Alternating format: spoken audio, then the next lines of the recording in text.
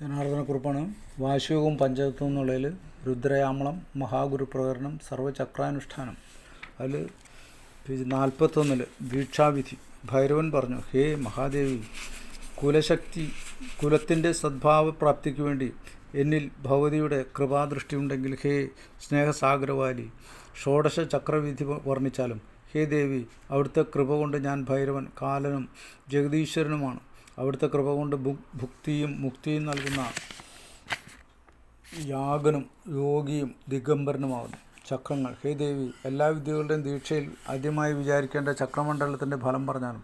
കാലരഹിതവും കുലഹീനവുമായ അകടമചക്രം, കുലാകുല, താരാചക്രം, രാശിചക്രം, കൂർമ്മചക്രം, ശിവചക്രം, വിഷ്ണുചക്രം, ത്രിലക്ഷണ സംയുക്ത ബ്രഹ്മചക്രം, ദേവചക്രം, ഋണാത്മക ചക്രം, ഉൽക്കാചക്രം, വാമചക്രം, ചതുശ്ചക്രം, സൂക്ഷ്മചക്രം എന്നിവയുടെ വിധി പറഞ്ഞാലും. പിന്നീട് ഹേ പ്രിയെ, അഗധഹ ചക്രം പറഞ്ഞാലും. കാരണം ഉത്തമ സാധകൻ ഈ ചക്രങ്ങൾ വിചാരിച്ച് മന്ത്രഗ്രഹണം നടത്തിയാൽ അവനുവേണ്ടി പറഞ്ഞിട്ടുള്ള ഏത് നിശ്ചിത വസ്തുവായാലും അസാധ്യമാകരുത്.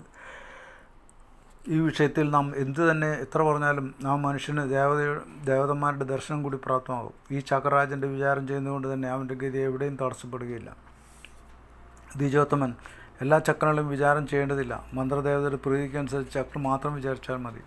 വിഷ്ണു മന്ത്രദീക്ഷ നേടുന്നവന് താരാചക്രശുദ്ധിയും, ശിവമന്ത്രദീക്ഷ നേടുന്നവന് കോഷ്ഠശുദ്ധിയും, ത്രിപുരാദേവി മന്ത്രദീക്ഷ നേടുന്നവന് രാശിചക്രശുദ്ധിയും, ഗോപാലമന്ത്രം നേടുന്നവന് അകടമ ചക്രശുദ്ധിയും ചിന്തിച്ചാൽ മതിയാവും.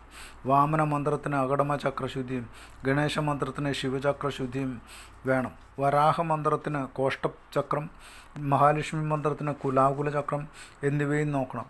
നാമാദി ചക്രത്തിലും ഭൂതചക്രത്തിലും എല്ലാ മന്ത്രങ്ങളുടെയും ദീക്ഷ വിചാരം ചെയ്യണം. ത്രിപുരാമന്ത്രം താരാചക്രത്തിൽ പരീക്ഷിച്ച് യുദ്ധമന്ത്രം ഗ്രഹിക്കണം. വൈഷ്ണവ മന്ത്രം രാശിചക്രത്തിലും ശൈവചക്രം അകടമചക്രത്തിലും പരിശുദ്ധി ചെയ്യണം. കാളിക താരാമന്ത്രങ്ങളുടെ ദീക്ഷ നേടുന്നവർ ശിവചക്രശുദ്ധി ഉണ്ടാകണം. ചണ്ഡികാമന്ത്ര ദീക്ഷയിൽ കോഷ്ടക ചക്രവും ഗോപാലമന്ത്ര ദീക്ഷയിൽ നക്ഷത്രചക്രവും ശുഭകാരിയാണ്. ശിവചക്രത്തിലെ എല്ലാ മന്ത്രങ്ങളുടെയും പരീക്ഷ ചെയ്യാം. ഋണധനാത്മ ചക്രത്തിൽ ഋണാധിക്യമുണ്ടായാൽ മന്ത്രഗ്രഹണം കാരകമാകുന്നു. എന്നാൽ ധനാധിക്യത്താൽ മന്ത്രഗ്രഹണം പാടില്ല. സാധകൻ മന്ത്രഗ്രഹണ ദോഷങ്ങൾ സംശോധനം ചെയ്ത് മധ്യഭാഗം കൊണ്ട് അതിനെ ഗ്രഹിക്കണം. ചക്രപരീക്ഷയിൽ ശർമാദി, ദേവാദി എന്ന് തുടങ്ങിയ ഉപനാമങ്ങളെ ഉപേക്ഷിച്ച് പിതാമാതാക്കളിൽ തന്ന പേര് മാത്രം വെച്ച് പരീക്ഷിക്കണം. വിദ്യാചക്രത്തിൽ ക്രമത്തിൽ ശ്രീവർണ്ണത്തിൽ സംയുക്തമാക്കണം. ഇനി ശുഭാശുഭഫലം നൽകാം. എല്ലാവിധ വിധികളും ക്രമത്തിൽ കേട്ടാലും ഭാവനാപൂർവകമായ ഭാവുക ജപങ്ങളെ കൊണ്ട് മന്ത്രസിദ്ധി തൽക്കാലം ഉണ്ടാകുന്നു. ഭക്തന്മാർക്ക് ഭാവനാപൂർവകമായ ജപം കൊണ്ട് മന്ത്രസിദ്ധി ഉണ്ടായിത്തീരുന്നു. ധ്യാനമാർഗത്തിൽ ആശ്രയിച്ച് ചലിക്കുന്നവൻ ഉത്തമ കുലീന ജനങ്ങൾക്ക് കുലീന മഹാവിദ്യ മഹാമന്ത്രം സംശുദ്ധമാക്കിയാൽ സിദ്ധി നേടാൻ കഴിയും. ഹേ മഹേശ്വര, സിദ്ധമന്ത്ര പുരാണത്തിൽ പറഞ്ഞ കാര്യങ്ങളെല്ലാം അനുസരിച്ച് സാധകന് ഉത്തമോത്തമമായ മന്ത്രങ്ങൾ ഗ്രഹിച്ചാൽ അന്തിമ, മഹിമ, ലഘിമ, അണിമ എന്നാണ്. അണിമ, മഹിമ, ലഘിമ തുടങ്ങിയ അഷ്ടസിദ്ധികളുടെയും പ്രഭാവം അറിയാൻ കഴിയും. സായുജ്യപദ പ്രാപ്തിയുണ്ടാകും. ഈ ഷോഡശതാര ചക്രം എല്ലാ മന്ത്രസിദ്ധികളും പറഞ്ഞിട്ടുള്ളതാണ്.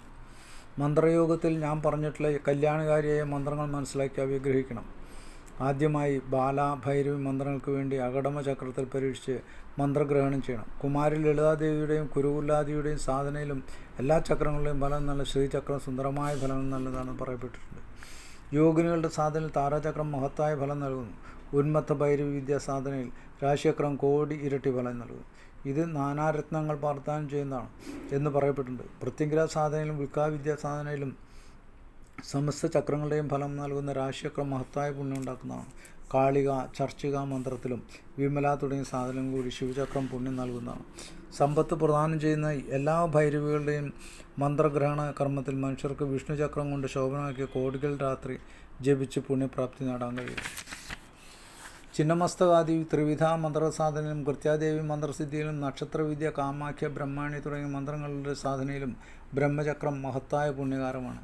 എന്തിനേറെ പറയുന്നു, മന്ത്രഗ്രഹണം ചെയ്യുന്ന സാധകൻ അതിൽ നിന്നുള്ള സർവ്വവിദ്യകളുടെയും ഫലങ്ങൾ നേടുന്നു. കോടിക്കണക്കിന് ജപിച്ച് പുണ്യം നേടുന്നത്ര ബ്രഹ്മചക്ര സിദ്ധമന്ത്രം അത് തന്നെ ഫലതായിത്തീരുന്നു. വജ്രജ്വാല മഹാവിദ്യ സാധനയിലും അതിൻ്റെ മന്ത്രജപത്തിലും ഈ പ്രകാരം ഗുഹ്യകാളി സാധനയിലും കുബ്ജിക മന്ത്രസാധനയിലും വാണിസിദ്ധി നൽകുന്ന ദേവചക്രം ശുഭകാരകമാണെന്ന് പറയപ്പെട്ടിട്ടുണ്ട്. കാമേശ്വരി അട്ടഹാസ മന്ത്രസാധന കർമ്മത്തിലും ഉപകാരമുള്ള രാഗിണി, മന്ദിരാദേവി ഉപാസനയിലും മന്ദിരാദേവി മന്ത്രസാധന കർമ്മത്തിലും ഋണധനാത്മക മഹാചക്രത്തിൻ്റെ പരീക്ഷ കൊണ്ട് എല്ലാവിധത്തിലുള്ള സിദ്ധികളും നേടുന്നു. ശ്രീവിദ്യ, ഭുവനേശ്വരി, ഭൈരവി എന്നിവരുടെ മന്ത്രസാധനയിലും ഈ വിധം തന്നെ. പൃഥ്വി, കുളാവതി, വീണ എന്നിവരുടെ സാധനയിലും വാമനി മന്ത്രസാധനയിലും ഉൽക്കാചക്രം മഹത്തായ പുണ്യദായകമാണ്. ഇവ കൂടാതെ ഇത് രാജ്യത്വഫലം കൂടി പ്രദാനം ചെയ്യുന്നു, ഹിതകാരിയുമാണ്. ഈ വിധം തന്നെ ശിവാദി നായികാ മന്ത്രത്തിന് ബാലചക്രം സുഖം. ഭേത്കാരി ദേവിയുടെ മന്ത്രത്തിൽ ഉഡിയാനേശ്വരി മന്ത്രത്തിലും മഹാമന്ത്രയുടെ ഫലം നൽകുന്ന ചതുശ്ചക്രം ആയിരക്കണക്കിന് ഇരട്ടി ഫലം നൽകുന്നതാണ്. ദ്രാവണി, ദീർഘജംഗ തുടങ്ങിയവരും ജ്വാലാമുഖി തുടങ്ങിയവരും ഉള്ള മന്ത്രസാധനയിലും നാരസിംഹ മന്ത്രസാധനയിലും സൂക്ഷ്മചക്രം ഫലം. ഹരിണി, മോഹിനി, കാർത്യായനി ദേവി എന്നിവരുടെ സാധനാകർമ്മത്തിലും വിഷ്ണുമന്ത്രം, ശിവമന്ത്രം, ദേവിമന്ത്രം എന്നിവയുടെ ആഗതമായ മഹാചക്രത്തിൽ നിന്ന് പരീക്ഷിച്ച് മന്ത്രഗ്രഹണം നടത്തുന്നവൻ സാക്ഷാൽ ശിവനായിത്തീരും. ഇതിൽ സംശയം വേണ്ട.